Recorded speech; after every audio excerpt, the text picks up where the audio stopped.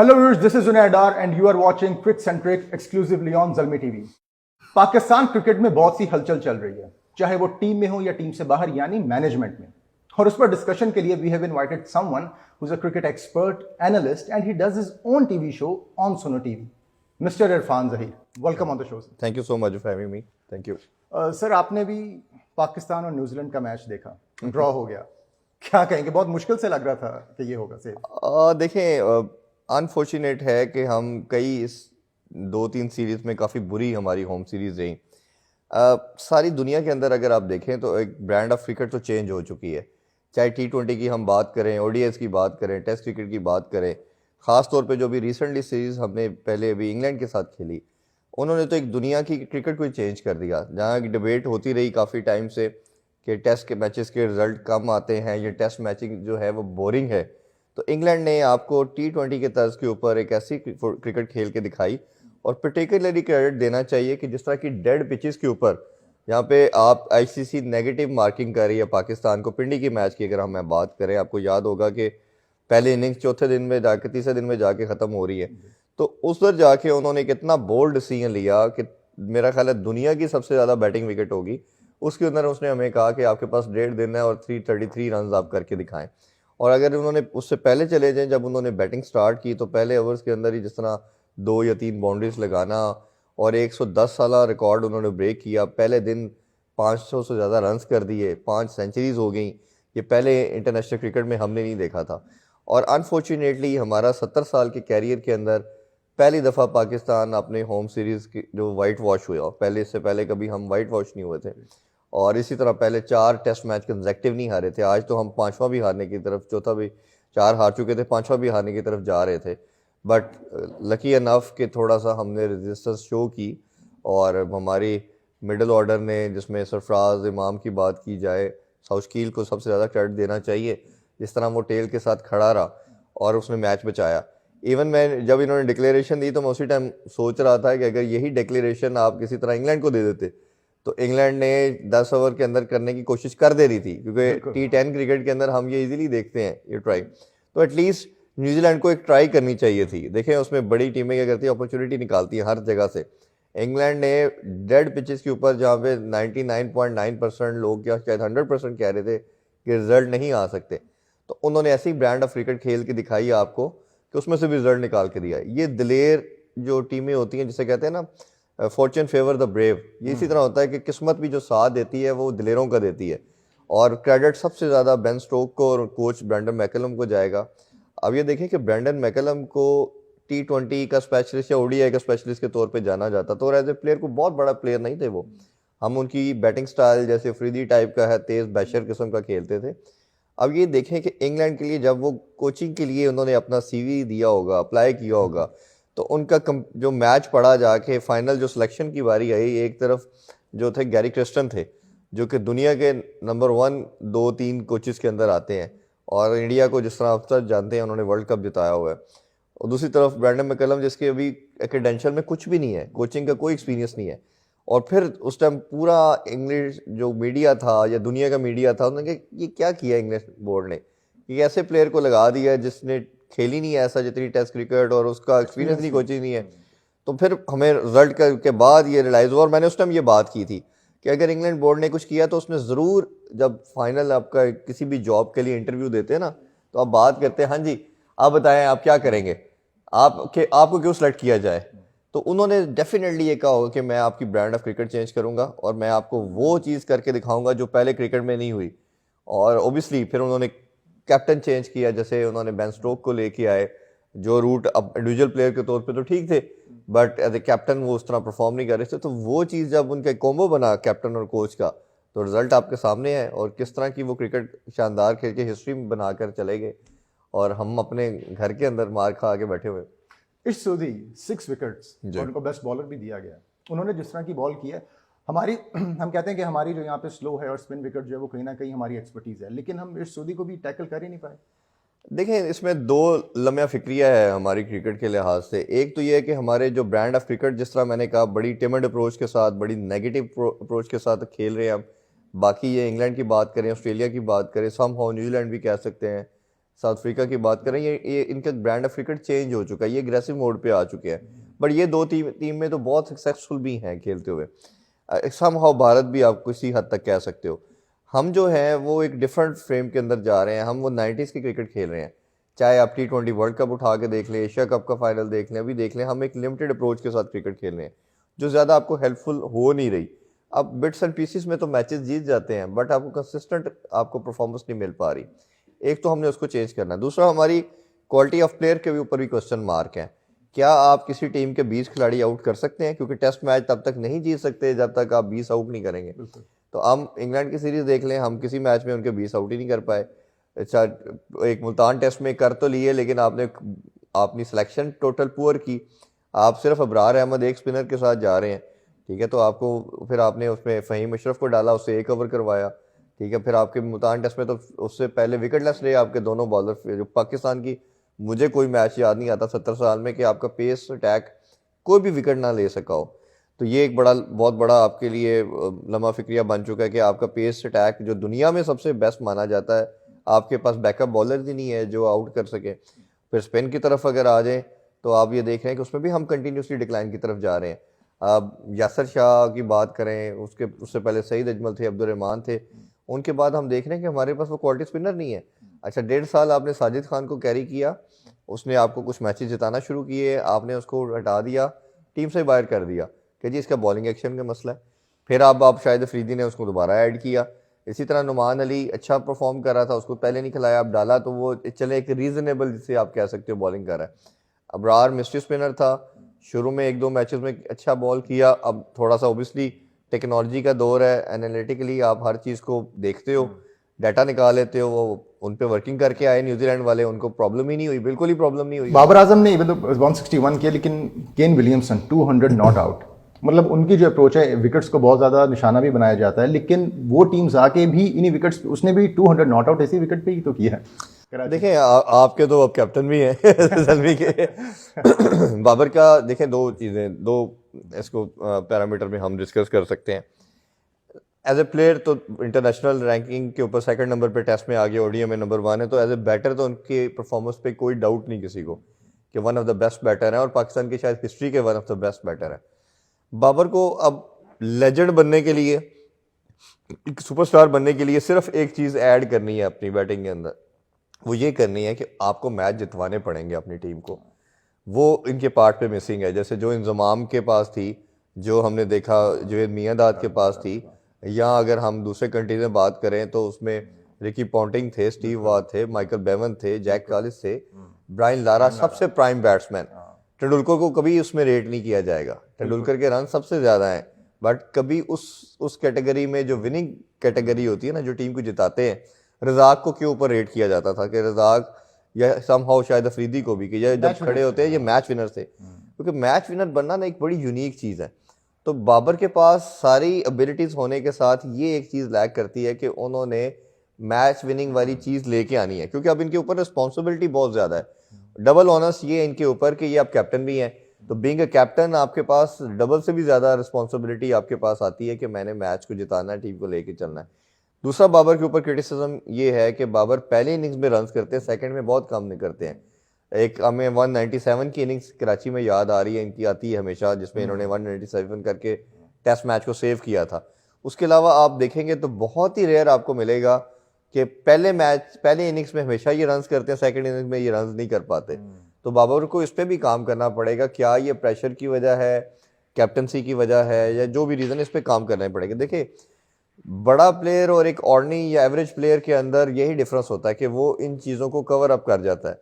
जैसे आज साउथ शकील को हम क्यों प्रेज कर रहे हैं, जिस तरह उसने सेव किया मैच को, अपनी ऐसी परफॉर्मेंस दी कि उसने एक आउट ऑफ वे जाके खड़ा रहा, रेजिलियंस शो की।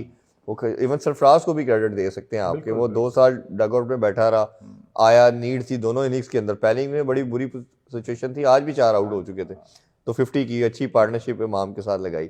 तो ये बड़े प्लेयर बनने के लिए कुछ चीज़ें अपनी ज़ात से बियॉन्ड आपको करनी पड़ती है, उस पर मेहनत भी होती है, उस पर फोकस भी आता है, काफ़ी कुछ है। तो हम एज ए नेशन या एज ए क्रिकेट लवर हम बाबर से बहुत ज़्यादा एक्सपेक्ट करते हैं, और मेरा ख्याल है in coming the age of 28 उनसे हमारा एक्सपेक्टेशन बनती है रैंकिंग के ऊपर T20 में 2 साल नंबर 1 रहे, ओडीआई में नंबर 1 है, टेस्ट में नंबर 2 है। तो दिस इज द टाइम कि जैसे आपने केन विलियमसन की बात की, डबल सेंचुरी की, तो बाबर को अपने आप को रोकना नहीं है, बाबर को आगे से आगे जाना है और इसको टीम को जितवाना है। तो बाबर को ये अब बड़ा सोचना चाहिए। अभी इसके बाद PSL है, फिर उसके बाद भी 1 मंथ का 2-2.5 मंथ की इंटरनेशनल क्रिकेट से ब्रेक है। तो मेरा ख्याल है कि बाबर को भी कॉन्फिडेंस देना चाहिए PCB को, उसको भी खुद रियलाइज करना चाहिए कि अगर तो वो समझता है कि वो प्रेशर तीनों फॉर्मेट का ले सकता है और यहाँ उसको अब 2-2.5 साल तो कैप्टनसी कर ली है, तो उसको ये बर्डन लेना चाहिए।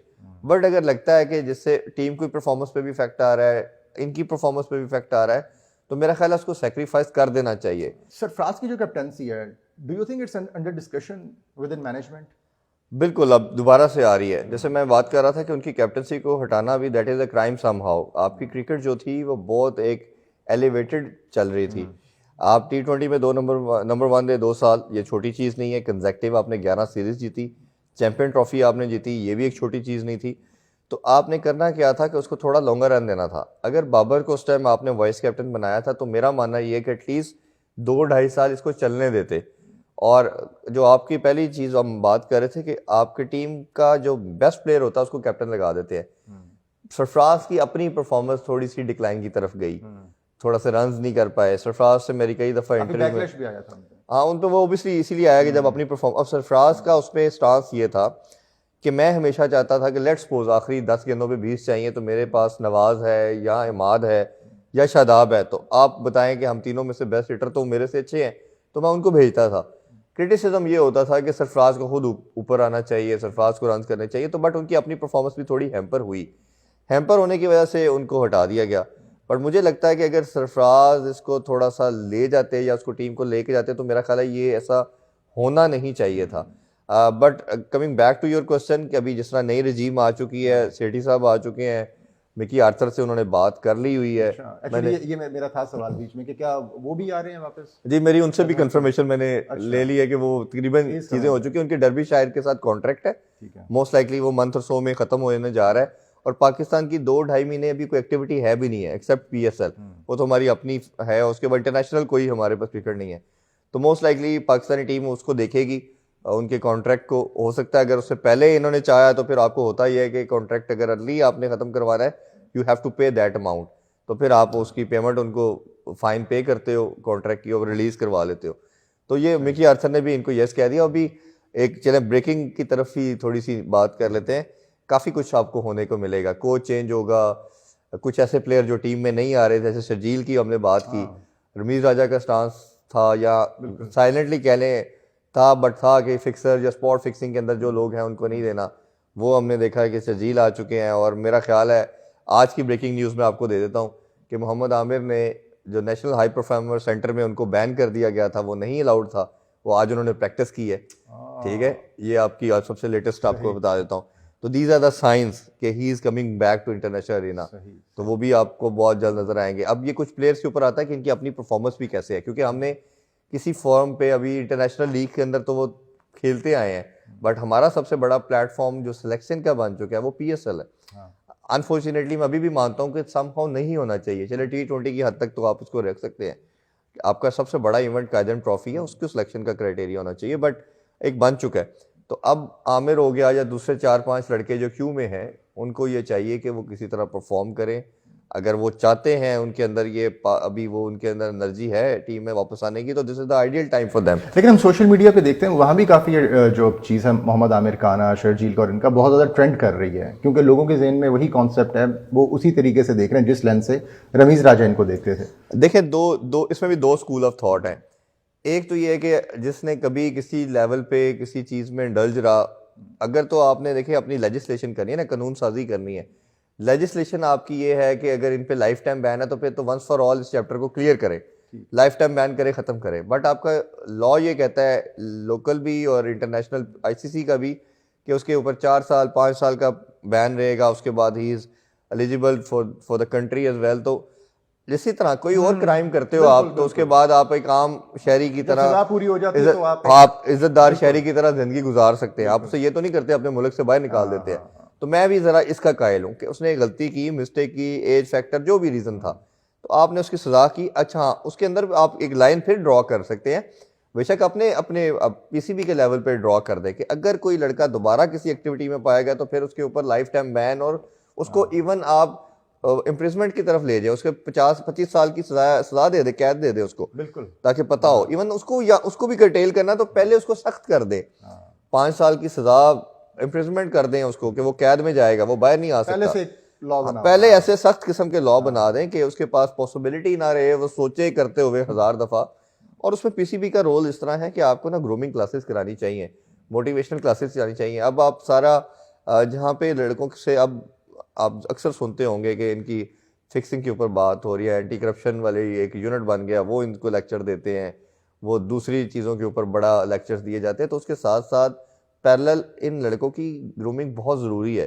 देखिए, एक बच्चा जो है वो गांव में रहता रहा, वो स्कूल नहीं गया, उसने एजुकेशन हासिल नहीं की, वो आज लाइमलाइट में आ रहा है, वो इंटरनेशनल टूर्स कर रहा है, उसके पास करोड़ों अरबों रुपया आ गया, उसके पास हर तरह का फेम आ गया, मीडिया उसके साथ पीछे पीछे है, तो उसको तो किसने ग्रूम करना है? वो फादर फिगर का रोल तो फिर पीसीबी ने अदा करना ना। उसने उस बच्चे को, जैसे एक बच्चा है, उसको माँ, बच्चे को भी होश नहीं है, माँ उसको हर दफा स्विच के अंदर हाथ देने से रोकेगी, आग से बचाएगी, जब तक वो समझ नहीं जाएगी कि बच्चे के अंदर अब इतनी सेंस आ चुकी है कि बच्चा खुद नहीं अब करता, माँ रोक देती। इसी तरह पीसीबी ने भी इसी तरह करना है कि आप, एक बच्चा 17-18 साल का है, 20 साल का है, आपके एम्बेड के अंदर आ गया, आपने उसको रख लें, उसको अपने शेल्टर में लेके आए, उसको डेली सिखाएं, डेली बताएं। कोचेस का रोल है, कैप्टन का रोल है, सीनियर प्लेयर्स का रोल है, एक कलेक्टिव एफर्ट है, क्योंकि ये प्लेयर्स आपके एम्बेसडर है। तो अगर एम्बेसडर को आपने लेके चलना है तो फिर आपको मेहनत भी उसी तरह करनी पड़ेगी। अच्छा, इतने जो आपने चेंजेस की बात की कि बहुत चेंजेस हो रही हैं, इससे प्लेयर्स में नहीं नेगेटिविटी आएगी कि मतलब कि पता नहीं मैं हूँ या नहीं हूँ, या वो कहीं उनका मोरल डाउन नहीं होगा? नहीं, पाकिस्तान में तो ये आप हर सिनेरियो में, अब चाहे आप किसी अदारे में जॉब कर रहे हैं या पीसीबी में है या कोई खिलाड़ी है, वो समझ लें उसका हर मैच आखिरी मैच है और हर जॉब आखिरी दिन की तरह ही आप जॉब करते हैं। ये तो हमारी अनसर्टेनिटी तो बहुत ज़्यादा है, ये तो बहुत रेयर होता है।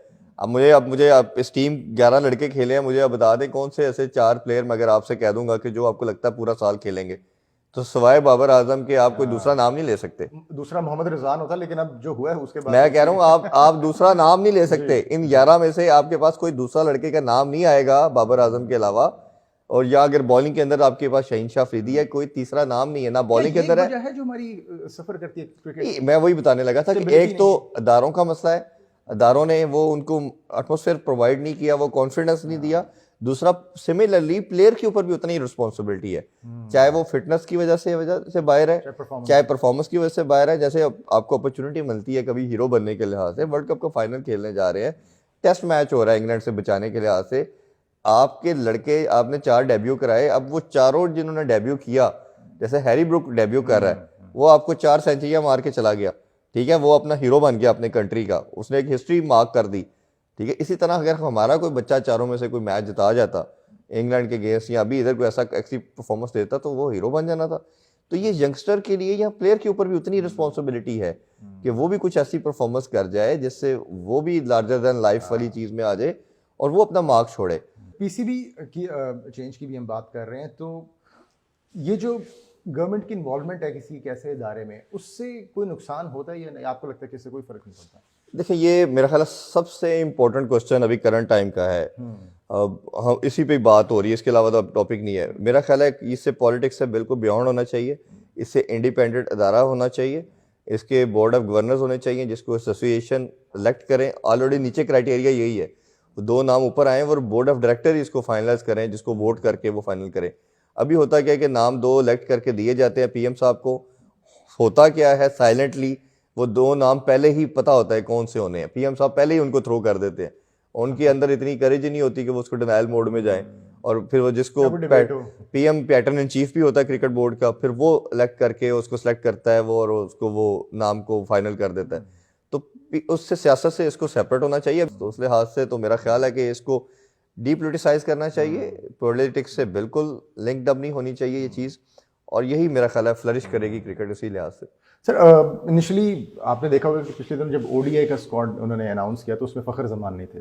सोशल मीडिया पे एक ट्रेंड आ गया कि उनको हिस्सा नहीं बनाया, ये नहीं किया, उसकी जगह मोहम्मद आमिर वही जो हमने ओके। लेकिन अब इसमें अगर शाहिद अफरीदी का माइंडसेट देखें कि शुरू में उन्होंने उनको नहीं रखा, लेकिन जब बहुत ज़्यादा बैकलैश आया तो फिर उन्होंने अभी कहा कि जो प्रोबेबल्स की लिस्ट है कहीं उसमें उन्होंने बीच में डाल दिया। तो अब यहाँ पे दो बातें निकलती हैं, या तो वो अभी मकबूल होना चाह रहे हैं क्योंकि पता है कि अभी वही मैंने जो बात की तो इसलिए वो ज़रा अवामी फैसले ले रहे हैं कि अगर अवाम है तो कहीं ना कहीं अभी वो देख रहे हैं कि उनकी परफॉर्मेंस क्या है, या तो ये भी दिया जा सकता है कि शायद वो बहुत ज़्यादा कंफ्यूज भी हैं एज ए चीफ सेलेक्टर कि उनको समझ नहीं लग रही है, अच्छा अवाम ये कह रही है तो उसको रख लो या उसको निकाल दो। तो उनका स्टेट ऑफ माइंड जो है वो किस तरह का आप देख रहे हैं?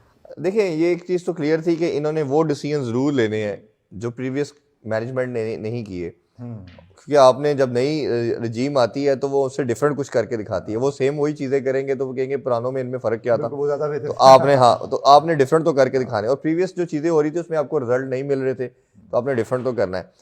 T20 और ओडीआई के अंदर शर्जील को डालना बिल्कुल जस्टिफाइड है, और मेरा मानना यह है कि फ़खर को भी होना चाहिए। जहाँ तक मेरे ज़राए के मुताबिक फ़खर अभी फुली फिट नहीं है, वो भी इंजरी कैरी कर रहे हैं, इंजरी प्रोन है, तो अगर वो इंजरी से बाहर आ जाते हैं तो फ़खर भी आपकी ऑटोमेटिक चॉइस है। अब मसला ये है कि आपने उनको खिलाना किस नंबर पे है।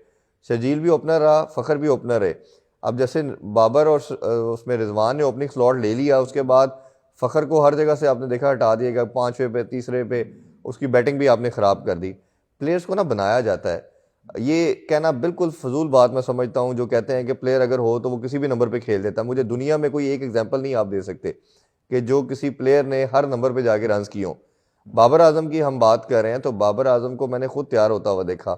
मैं आई वॉज लकी इनफ कि मेरी मिकी आर्थर ग्रांड फ्लावर से दोस्ती थी, मैं डेली इनसे मिलता था। ये अभी नेट करता थे 2014-15 के अंदर, मैंने देखा इनके साथ साल डेढ़ ये टीम के साथ रहे। मैं खुद इनकी मीटिंग्स के अंदर बैठा था, मैं उसका विटनेस हूँ। सरफराज भी उसका पार्ट होते थे कि वो उन्होंने कहा कि ये हमारा बेस्ट प्लेयर है, टैलेंट को आइडेंटिफाई किया, टैलेंट पे कोई डाउट नहीं है, बट बाबर को नंबर 3 का स्लॉट दिया गया, ठीक है, 3 नंबर का स्लॉट दिया, बाबर को बनाया गया। उस टाइम हफीज नंबर 3 खेलते थे, अजहर अली भी नंबर 3 खेलते थे, कई आपसे ऐसे प्लेयर थे जो सीनियर थे जिनका वो स्लॉट था, वो लेके इसको दिया गया क्योंकि इन्होंने दे रियलाइज कि he is the one of the best, तो बाबर को तैयार। इसी तरह आपका एक और टैलेंट था उमर अकमल या अहमद शहजाद की बात करते हैं, ये भी पैरेलल उसी तरह के अच्छे टैलेंट थे, कोई मतलब चले बाबर के लेवल के नहीं लेकिन इसके करीब के लेवल के थे वो लड़के। अब जितनी 50% मिस्टेक उन दोनों की अपनी भी जो है, और ये नहीं हम उनसे ले सकते कि उनकी गलतियां नहीं है, उनकी अपनी पार्ट पे बहुत मिस्टेक्स हैं, बट 50% ये बोर्ड की भी मिस्टेक या मैनेजमेंट की भी मिस्टेक थी कि उन्होंने उनको बनाया नहीं।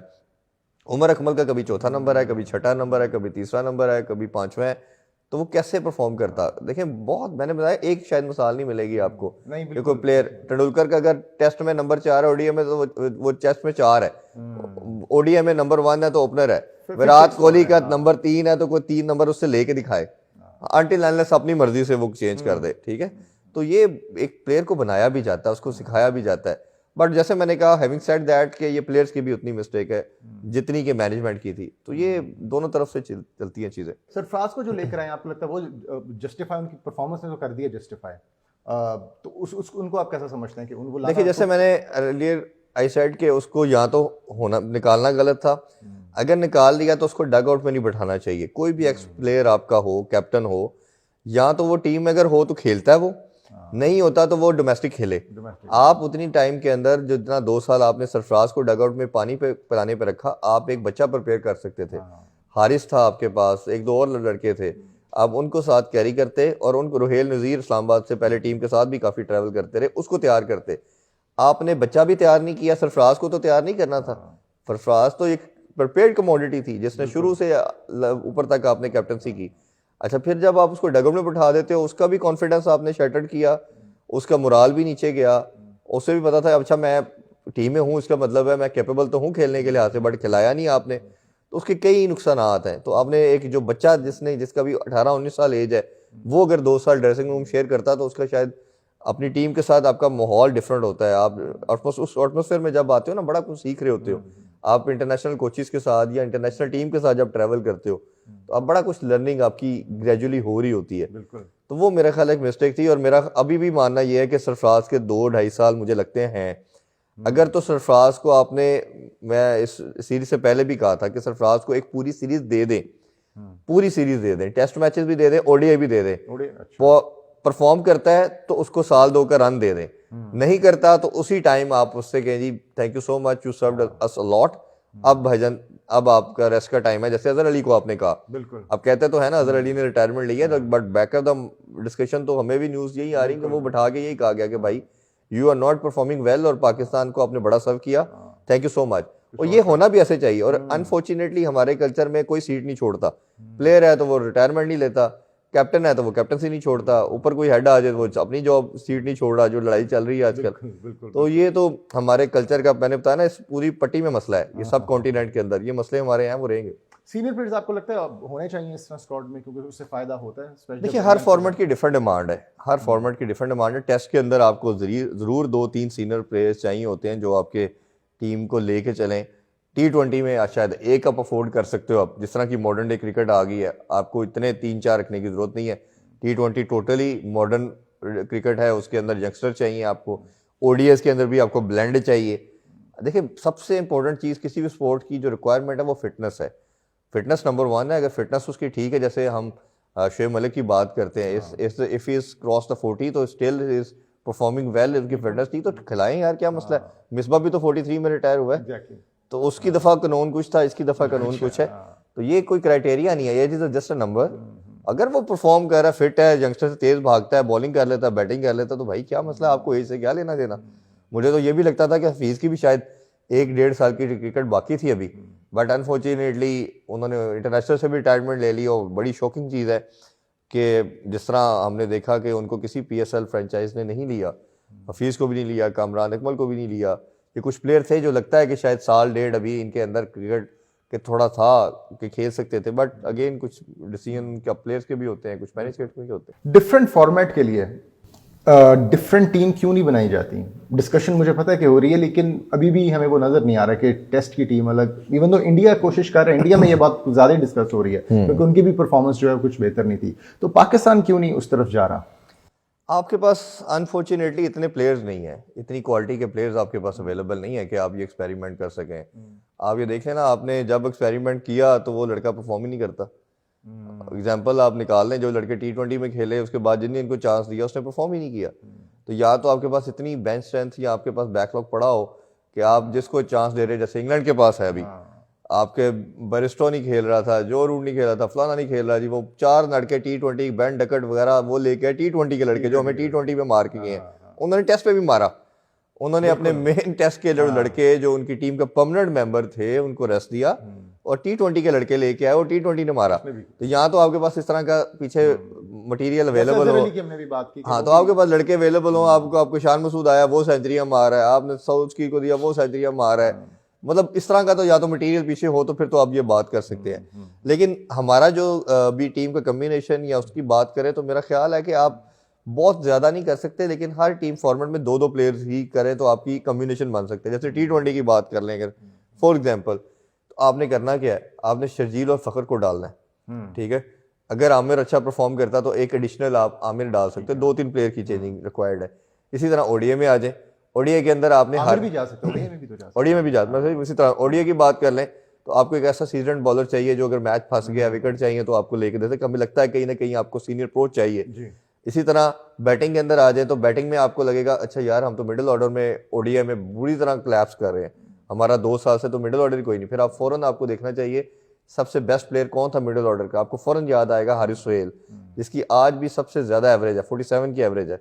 आपने क्यों नहीं उसको 1.5-2 साल से टीम के साथ रखा, क्यों नहीं खिला रहे, उसको डालना चाहिए। ऊपर आपके पास लड़के ऑलरेडी सेटल है, एक आधा चेंजिंग आप कर सकते हो।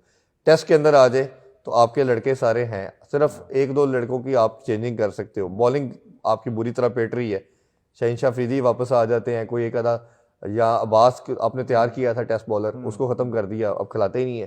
तो ये एक आधा प्लेयर की चेंजिंग के साथ आपकी टीम का बैलेंस बन सकता है। कोई बहुत बड़ा हमें पूरी टीम चेंज करने की जरूरत नहीं है। अब क्वेश्चन जो मुझे नजर आ रहा है अगला, जो मैं फोर्सी कर रहा हूँ, बाबर से अगर ये सीरीज नहीं जीती जाती और ये जो भी न्यूजीलैंड की सीरीज हो रही है, तो इस मैनेजमेंट का जो सबसे बड़ा हैमर आएगा वो बाबर पे आएगा, क्योंकि बाकी तो सब कुछ चेंज हो गया, चेयरमैन पीसीबी चेंज हो गए, नीचे सारी रजीम चेंज होगी, कोचेस मैंने आपको बता दिया चेंज होने जा रहे हैं, ये इनकी लास्ट सीरीज है, ठीक है, सब कुछ चेंज हो गया, चीफ सेलेक्टर आपका चेंज हो गया, अब लास्ट जो बचेगा वो कैप्टन रह गया। पीएसएल आ रहा है, क्या क्या लगता है आपको इस बार पीएसएल कैसा होने वाला है? पिछली दफा से बेहतर होने वाला है? जो हम इसकी खूबसूरती देख रहे हैं, जो ब्रांड ऑफ क्रिकेट पीएसएल में हो रही है, लोग तो कहते हैं ना जो पीएसएल में बॉलिंग का स्टैंडर्ड है वो दुनिया में कहीं नहीं है। मैं कहता हूँ जो क्रिकेट हो रही है पीएसएल के अंदर वो दुनिया में नहीं हो रही। बिल्कुल ऐसा ही। आप जो प्लेयर्स की देख लें, क्वालिटी देख लें, मैचेस की देख लें, आईपीएल का आप मैचेस उठा के देख लें, आपको इंटरेस्ट क्या नजर आएगा जो पीएसएल में अब नजर आ रहा है, खासतौर पे 2 सालों में। और खासतौर पे जब से लास्ट सीजन पूरा हमारे पाकिस्तान में हुआ तो आप अवाम देखें, इंटरनेशनल क्रिकेट में आप हाल देख लें, कोई देखने नहीं जा रहा। पीएसएल के मैचेस के लिए हाउसफुल होता था, और फाइनल और जो उससे पहले जो मैच हमने देखे लाहौर के मैचेस खासतौर पे, कि जितनी अवाम स्टेडियम के अंदर होती है उतनी बाहर होती है। तो ये इस चीज़ का सबूत है कि हमारी जो नेशन है क्रिकेट को they take as a second religion. ये सेकंड रिलीजन है हमारा पाकिस्तान इंडिया के अंदर। तो हमारे पास, क्योंकि हमारे पास एक ही एंटरटेनमेंट है, बिल्कुल है। उसके अलावा रहा ही कुछ नहीं है। अब देखे ना, एक जनरल लेमैन क्या है, खाना खा लेगा, मूवी देख लेगा। अब आपके स्मार्ट एलईडी ने मूवीज वाला कॉन्सेप्ट भी खत्म कर दिया। नेटफ्लिक्स वगैरह आप उस पर चले गए, घरों में देख रहे हैं, सेलफोन पे देख लेते हैं। पीछे रह गए खाना पीना। खाना पीने की एंटरटेनमेंट 15-20 मिनट की, अब जो 4-5 घंटे की एंटरटेनमेंट T20 की है वो आपके लिए, उसके लिए जाना पड़ता है। वो अवाम तो उसके लिए क्रेजी है, इसको तो एंटरटेनमेंट 10 साल से मिली कोई नहीं। जब से वो अनफॉर्चुनेट इंसिडेंट श्रीलंका वाला हुआ था, उसके बाद आपके 7-8 साल क्रिकेट नहीं हुई। अब जो तरसे हुए हैं पीएसएल भी, पहले सारे सीजन जो 7 सीजन 6 वो बाहर होते रहे, 7वां सीजन आपका पूरा पाकिस्तान में हुआ। जब हुआ तो ये सवाम ने देखे किस तरह अपने हीरोज को या इंटरनेशनल प्लेयर को देखने के लिए निकले। तो मेरा ख्याल है कि बड़ा ये एक खूबसूरत राइट्स अगर देखें वो भी बहुत ज्यादा हो गए, बिल्कुल उसके बहुत ज्यादा डबल ट्रिपल पे चले गए। और नहीं, फैन फॉलोइंग देखे ना जी, मैंने यही जैसे बात की, विक्ट्री से आता है, अच्छे मुकाबलों से आता है, तगड़े मुकाबलों से, और हीरोज भी ज्यादा, हारिस रऊफ, शाहिन हाँ, वो उनको बहुत ज्यादा सपोर्ट मिली और वहीं से वो नजर आए हैं। ये और देखिए जब इंटरनेशनल भी परफॉर्म देखे, होना तो काइजन ट्रॉफी चाहिए, बट इसकी हाइप इतनी ज्यादा पीएसएल की बन चुकी है कि किसी तरह भी इंटरनेशनल क्रिकेट से कम नहीं है। प्रेशर आपका उसी तरह ही है जैसे इंटरनेशनल क्रिकेट का। तो वो लड़का फौरन हाईलाइट हो जाता है। आप ये देखें कि आपका इमाद वसीम, फ़हीम अशरफ, शादाब, ये अभी हारिस, ये जितने लड़के हैं जो आपको, शहनशाह अफरीदी, हारिस रऊफ, फ़खर जमान, ये जितनी लॉट आपकी पाकिस्तानी टीम में 80% जो आपको सर्व कर रही है, ये पीएसएल की प्रोडक्ट्स है सारी लड़के। क्योंकि उन्होंने एक बड़े प्लेटफॉर्म पे आके जब अपने आप की परफॉर्मेंस शोकेस की, दुनिया को पता चला, ना चाहते हुए भी सिलेक्टर को उनको सेलेक्ट करना पड़ा, और उन्होंने भी फिर आके टीम को सर्व किया। बट मैंने जैसे कहा कि जो लड़के निगलेक्ट हो जाते हैं, जिन्होंने काइजन ट्रॉफी में रन किए होते हैं, जैसे कामरान गुलाम की बात की, साजिद खान की बात की, इनको भी लेके चलना चाहिए। ये असल में वो भी आपसे, उनसे भी ज्यादा मेरी नजर में, क्योंकि उन्होंने लॉन्गर फॉर्मेट में रन करके दिए। बड़े फॉर्मेट से छोटे फॉर्मेट में आके परफॉर्म करना आसान है। छोटे फॉर्मेट से T20 वाला प्लेयर टेस्ट क्रिकेट खेलेगा तो सलूट होंगे दोनों हाथों से, जैसे इंग्लैंड वालों को कह रहे हैं कि बहुत मुश्किल है, बहुत रेयर होता है। टेस्ट क्रिकेटर जो T20 खेलना चाहेगा तो वो खेल सकता है। तो ये एक इस तरह की, नीचे जाना आसान है, ऊपर आना मुश्किल होता है। तो ये एक हमें अपनी बेस रूट को चेंज नहीं करना चाहिए, सिलेक्शन का क्राइटेरिया उसी को रखना चाहिए। हाँ, एक आधा एक्सेप्शनल टैलेंट आपको मिलता है, हैदर अली आपके पेशावर ज़ल्मी ने पिक किया, वो एक बना। तो ये इस तरह के एक ऐसा एक्सेप्शनल टैलेंट हारिस आप लोगों ने दिया, ज़ल्मी ने, ये 2 नाम तो बिल्कुल 2 बैटिंग के अंदर हमें प्रोमिनेंट नजर आते हैं। तो हमें जो इस तरह का टैलेंट, रॉ टैलेंट अगर लेट्स सपोज कर रहे हैं तो उसको फिर आगे फ्लरिश करना, उसको ग्रूम करना तो पीसीबी की रिस्पांसिबिलिटी है। इरफान साहब, बहुत अच्छा लगा आपसे बात करके, मोस्ट वेलकम, आपसे मिलके। Thank you so much for having me, और thank you so much for coming. ना जी, most welcome, thank you very much. So viewers, ये था आज का शो। आपने एक्सपर्ट को सुना कि पाकिस्तान क्रिकेट में क्या होने वाला है और क्या नहीं होने वाला। बाकी देखते हैं, and we can only hope for the better future of Pakistan cricket. This is Junaid R signing out.